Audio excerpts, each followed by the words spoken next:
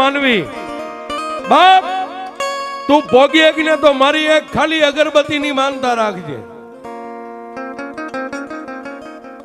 તું દય હક અને તારી એટલી જ શક્તિ હોય કે એક અગરબત્તી તો મારી મેલડી કે મારા નામની એક અગરબત્તીની માનતા રાખજે. પણ દુનિયામાં મેલડી કે મારી પાસે કામ કરાવીને પછી જો દુનિયા મને છેતરવા બે,